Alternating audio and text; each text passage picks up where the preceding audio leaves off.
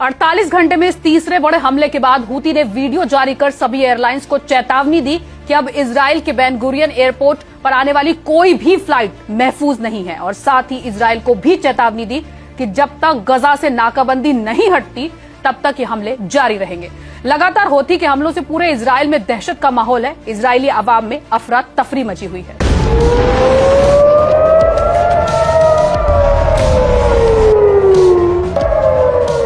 وتعد هذه العملية هي الثالثة خلال 48 ساعة।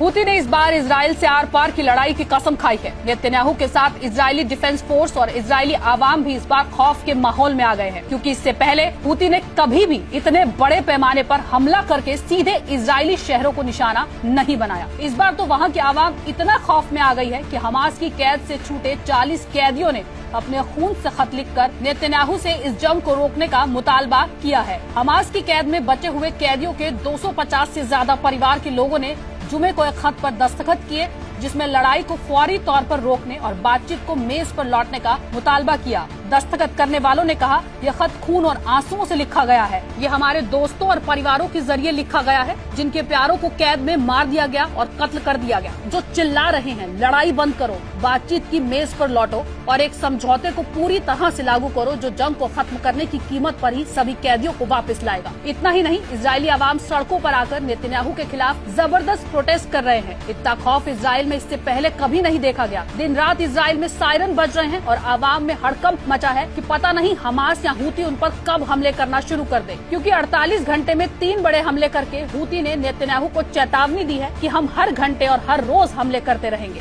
Houthi समूह ने हमले की जिम्मेदारी लेते हुए इजरायली एयरपोर्ट पर आने वाली सभी एयरलाइंस को चेतावनी दी है कि इजराइल का बेन गुरियन हवाई अड्डा अब महफूज नहीं है। हूती स्पोक्सपर्सन याह्या सारी ने वीडियो जारी कर कहा कि हमने फिलिस्तीन 2 मिसाइल से बेन गुरियन एयरपोर्ट पर हमला किया, जो कामयाब रहा और ये हमारा 48 घंटे के दरमियान तीसरा हमला है। استهدفت القوة الصاروخية مطار بن غوريون في منطقة يافا المحتلة، وذلك بصاروخ باليستي فرط صوتي، وتعد هذه العملية هي الثالثة خلال 48 ساعة।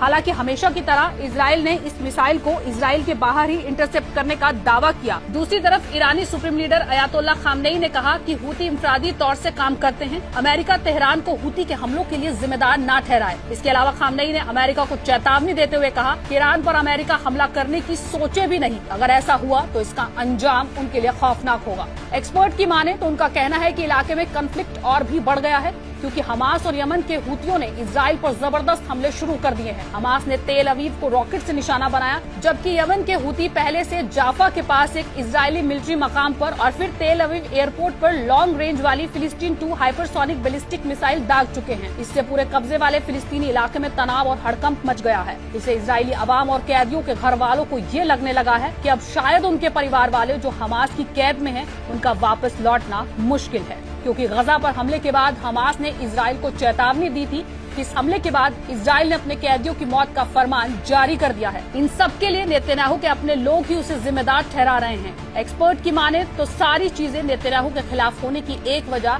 शिन बेट के चीफ रोनेन बार को बर्खास्त करना भी है, जिससे सियासी रद्द अमल भी शुरू हो चुका है। रोनेन बार वो शख्स हैं जो नेतन्याहू के करीबी लोगों से जुड़े सुरक्षा उल्लंघनों की तफ्तीश कर रहे थे और उन्होंने ही नेतन्याहू पर खुफिया ब्रीफिंग और होस्टेज डील में बाधा डालने का इल्जाम लगाया था। जनता में गुस्सा बढ़ने के साथ साथ 73% इजरायली आवाम अब नेतन्याहू के इस्तीफे की मांग कर रहे हैं। सबका कहना है कि इजराइल को बढ़ते खतरों और अंदरूनी सियासी उथल पुथल का सामना करना पड़ रहा है। ऐसे में कोई बड़ी बात नहीं कि नेतन्याहू को इस्तीफा देना पड़ जाए। इजरायली अधिकारियों और डिफेंस फोर्सेज को भी लगने लगा है कि हूती और हमास मिलकर इस बार बड़े पैमाने पर हमले कर सकते हैं, जिसका नुकसान इजरायली आवाम को उठाना पड़ सकता है।